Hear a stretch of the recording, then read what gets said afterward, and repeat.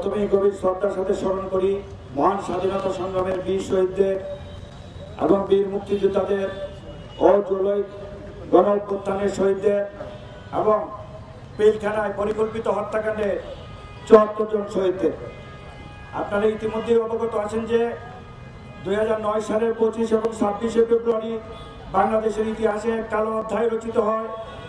এই মর্মান্তিক পরিকল্পিত হত্যাকাণ্ডের প্রকৃত ষড়যন্ত্রকারীদের চিহ্নিত না করে একটি প্রহসনমূলক বিচার করা হয়,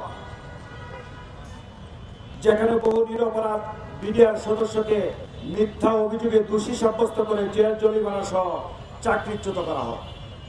ঘটনার পর 3টি তদন্ত কমিটি গঠিত হলেও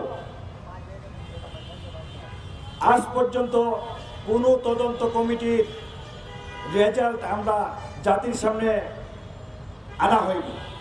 তৎকালীন সরকার পিলখানায় সংগঠিত হত্যাকাণ্ড ও পিলখানার বাইরে অবস্থানরত অন্যান্য battalion sector rifles training centre স্কুলে কর্মরত প্রশিক্ষণরত ৭৬ ব্যাচ সহ বিডিআর সদস্যদের বিরুদ্ধে একটি সুপরিকল্পিত ষড়যন্ত্র বাস্তবায়ন করা হয়। পিলখানা হত্যাকাণ্ডের ঘটনার পর প্রকৃত অপরাধীদেরকে আড়াল করার লক্ষ্যে গণহারে নিরপরাধ বিডিআর সদস্যদের বিনা বিচারে জেলখানায় বন্দী রাখা হয়। আবার কিছু কিছু ক্ষেত্রে দেখা যায় তাদের ফৌজদারি মামলা কোনোভাবে জেল দেওয়া হয় নাই, তাদেরকে বিশেষ আদালতের মাধ্যমে শাস্তি প্রদান করা হয়। তো প্রিয় সাংবাদিকবৃন্দ, আমরা বাংলাদেশে যখন নতুন সরকার প্রতিষ্ঠিত হলো,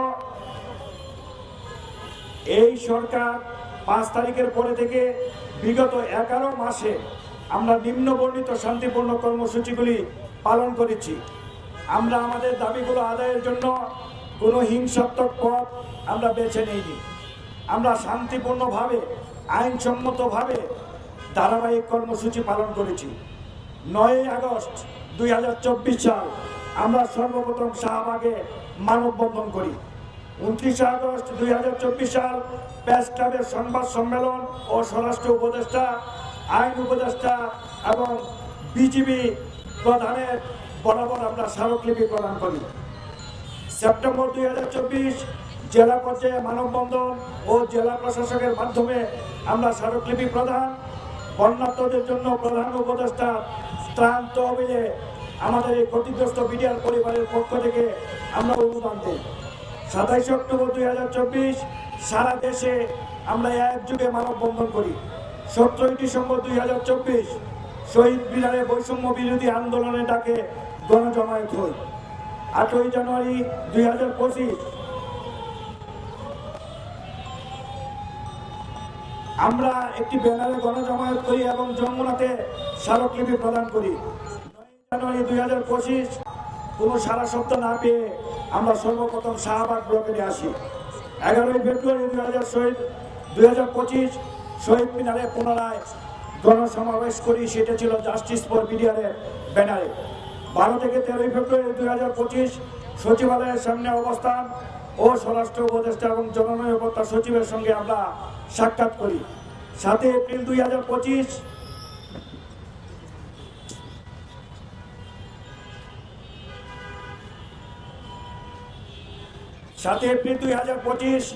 সচিবালয় অভিমুখে আমরা পদযাত্রায় অংশগ্রহণ করি এবং পুলিশের লাঠিচার্জ, টিয়ার শেল ও সাউন্ড গ্রেনেডের নিক্ষেপ করে আমাদের উপর, যাতে করে আমাদের বিডিআরের 43 জন আহত হয়।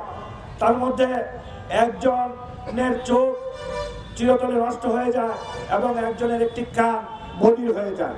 2025 আমরা শাহবাগ ব্লকেট করি এবং পরবর্তী সময়ে প্রধান উপদেষ্টার এপিএস মহোদয় বরাবর সাক্ষাৎ করি এবং ওই 22 তারিখ থেকে অদ্যাবধি পর্যন্ত আমরা শাহবাগে শান্তিপূর্ণ অবস্থান গ্রহণ করি। কিন্তু অতীব দুঃখের সাথে জানাচ্ছি যে আমরা এখন পর্যন্ত সরকারের পক্ষ থেকে কোনো আশানুরূপ সাড়া আমরা পাইনি। সরকার পক্ষ থেকে এখন পর্যন্ত আমাদের দাবি দাবার বিষয়ে প্রধান উপদেষ্টা কার্যালয় থেকে আমাদের সাথে যোগাযোগ করা হয়নি।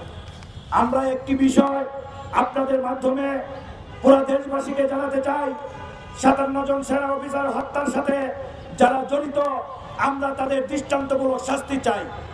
কিন্তু এই 57 জন সেনা অফিসার যারা হত্যা করেছে, যারা মূল পরিকল্পনাকারী, তারা তাদের নিজের দোষকে আড়াল করার জন্য গণহারে আমাদেরকে যেভাবে বিভিন্ন জেল দিয়েছে, জরিমানা করেছে এবং চাকরিচ্যুত করেছে, আমরা তার তীব্র প্রতিবাদ এবং নিন্দা জানাই এবং আমরা চাকরিতে পুনর্বহাল চাই।